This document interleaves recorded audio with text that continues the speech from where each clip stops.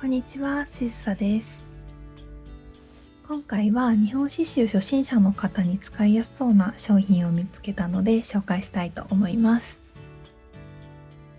私自身も購入したばかりなので、実際に使いながら使い方や感想などをお届けします。この動画は日本刺繍を始めてみたい方、生地や枠の購入に悩まれている方、生地を刺繍枠に貼る作業が苦手な方に見ていただきたい動画になっています。実際に生地や刺繍枠に関するご質問はたくさんいただいています。私も以前のこちらの動画で代用品をご紹介していましたが、これでも初心者の方にとっては難しいかもしれないな、もっといい方法はないかなと思っていました。そこで見つけたのがこちらのアイテムです。日本刺繍1さんが開発された角市という商品になります。土台の板に生地がこのようにピンと張られていて、刺繍枠が不要で台張りの手間を省くことができるそうです。裏を見ると生地が土台の板にしっかりと接着されています。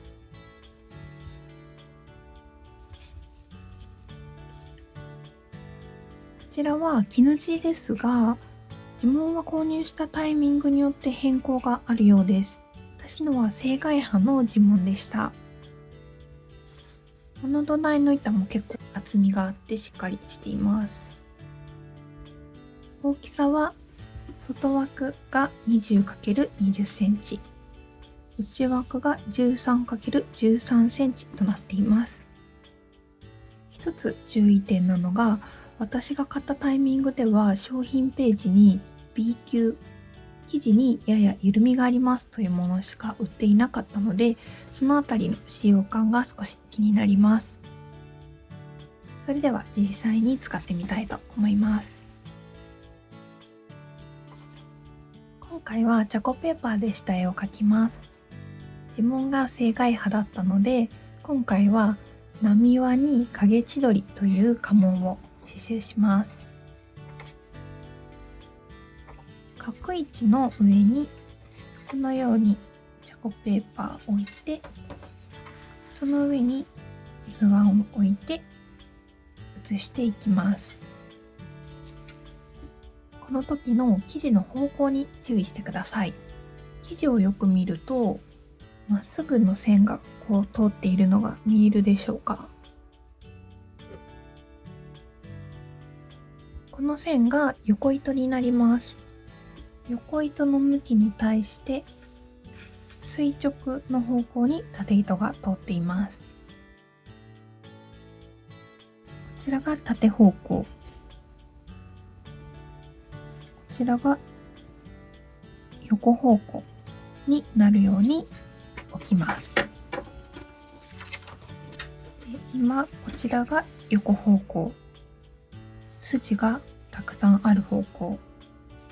こちらが縦方向になっているので、この向きで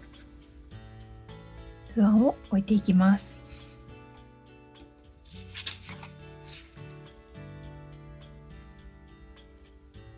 だいたい中心になるように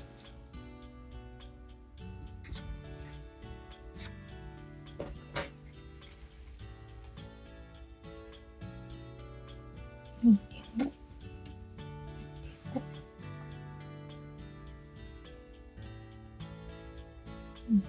2.5、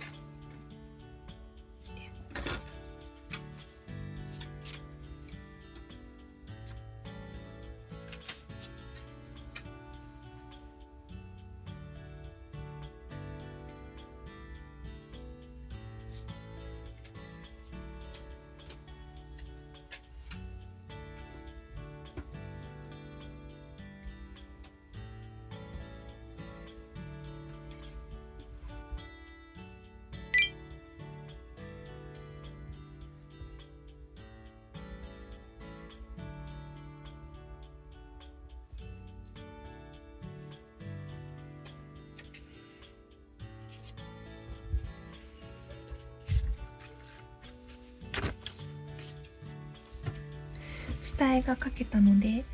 描く位置をテーブルにセッティングしていきます。このような C クランプが必要になります。ホームセンターなんかでも売ってると思います。C クランプの跡がついてしまいそうなので、紙を挟んでテーブルの上にこのように置いていただいて、 C クランプで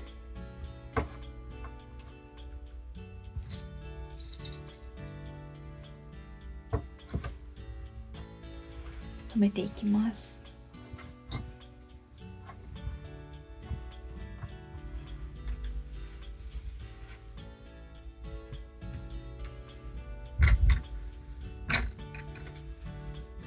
これでセッティングが完了です。この時の生地の向きなんですけど、自分に対して縦の地の目が平行になるように、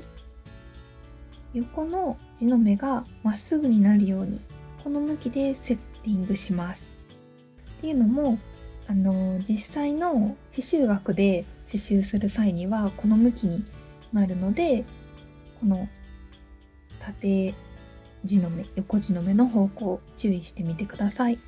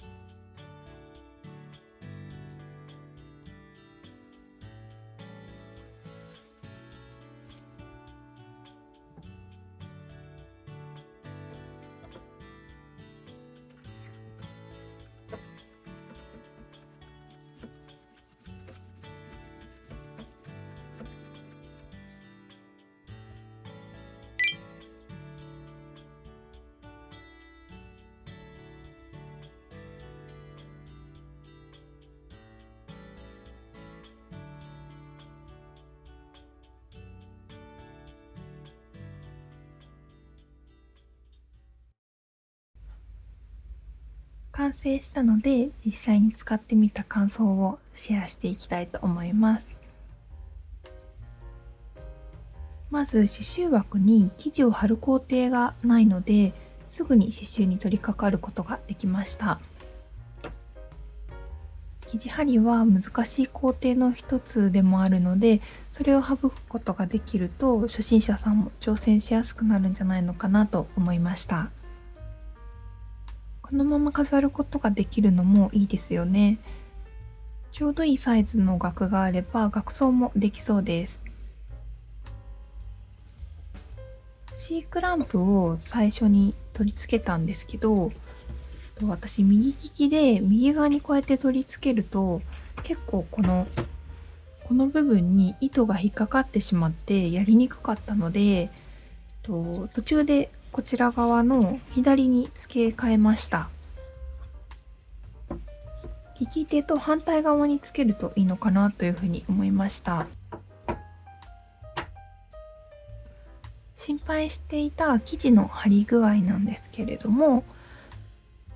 普段の張り具合よりは少し緩めかなというふうには思いましたが、刺繍してみたら問題なく使えました。日本刺繍一さんにもお問い合わせしてみたところ、現在ネットショップで販売されているものは B 品のみになるそうです。生地の緩みに関して問題なく感じたので、気になる方はぜひチェックしてみてください。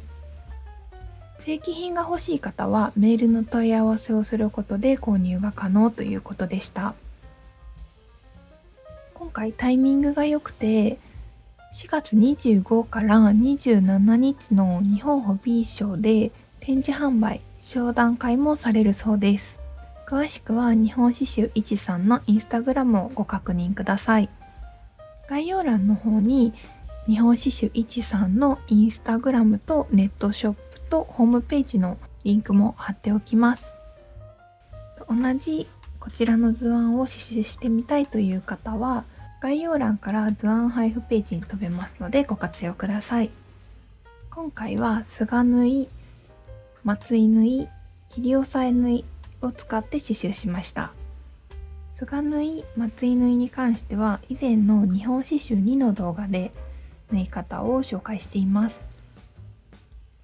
この図案の松井縫いは難易度が高いかもしれませんが、ぜひ挑戦してみてください。切り押さえに関しては今後やり方動画を作る予定でいます。その他の必要な道具に関しては日本刺繍1の動画で解説しています。この動画で日本刺繍を始めてみたい方の一歩が少しでも軽くなったら嬉しいです。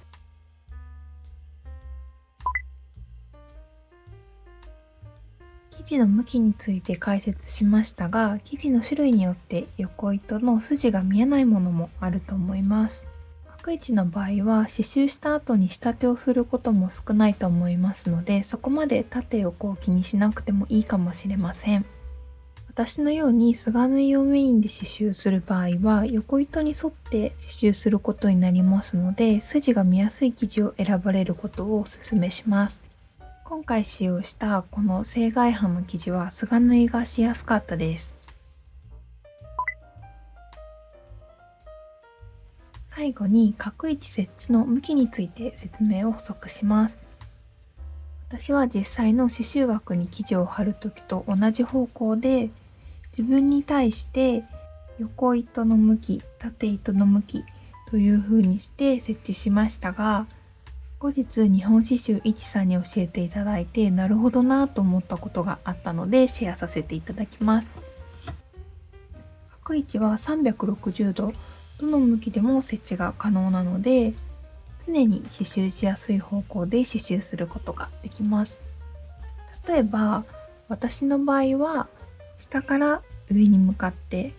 この向きで松井縫いをするのが苦手なので、向きを180度回転させてここを縫うと上から下に向かって松井縫いをすることができます。大きな刺繍枠ではなかなかできないことなので、初心者さんにとって刺繍しやすくなるのではないかなと思います。後々に刺繍枠を購入してやってみたいという方は、私が解説したように設置していただくと練習になると思います。ご自身の目的に合わせて設置していただくといいと思います。長くなってしまいましたが、最後までご視聴いただきありがとうございました。わかりにくい部分があればコメントいただければと思います。それではまた次回の動画でお会いしましょう。